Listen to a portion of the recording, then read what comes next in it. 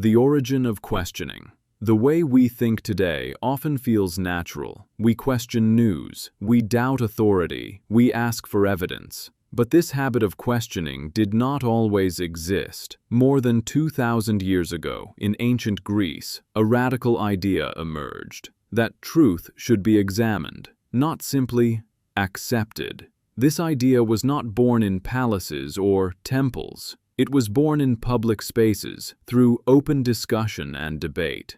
To understand modern European thinking, we must begin here, with the invention of critical thought.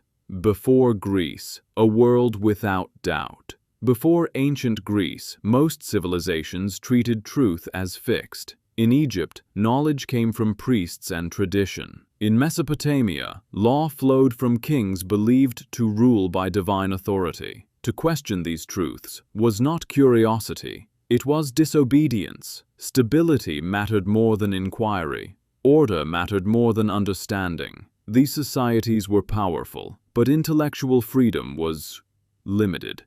Ideas were preserved, not challenged. Knowledge was inherited, not tested. Then, in Greece, something changed. Why Greece was different.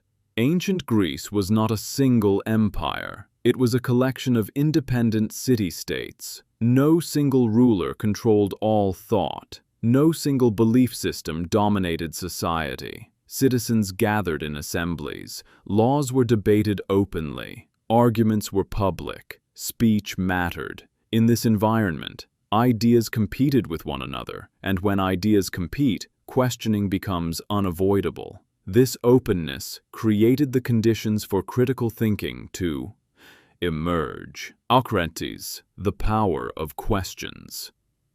Socrates was not a traditional teacher. He wrote no books. He held no official position. Instead, he asked questions. He walked through Athens speaking to politicians, poets, and ordinary citizens, asking what they believed and why. What is justice? What is courage? What makes a life meaningful? Rather than giving answers, Socrates questioned their responses, not to humiliate, but to expose contradictions. This became known as the Socratic method. It did not offer certainty, it revealed weak reasoning. Many admired Socrates, many feared him. Eventually, he was accused of corrupting the youth and challenging tradition.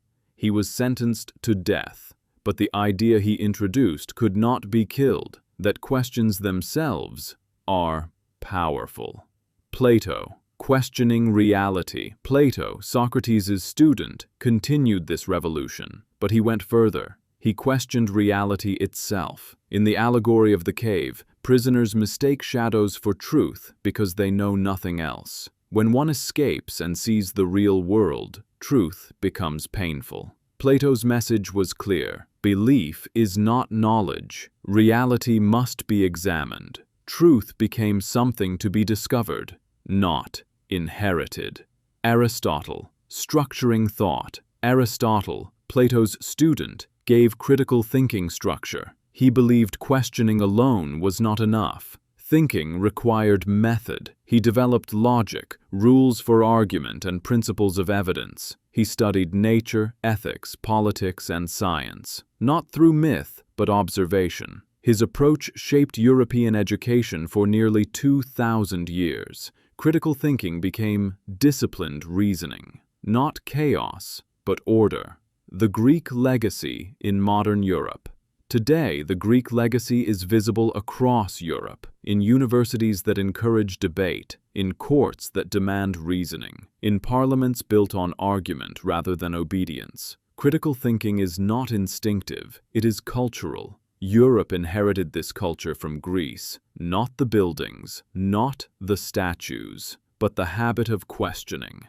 Conclusion. Why this still matters. Ancient Greece did not give Europe all the answers. It gave Europe something far more important, the courage to doubt. And once a society learns to question, it never thinks the same way again.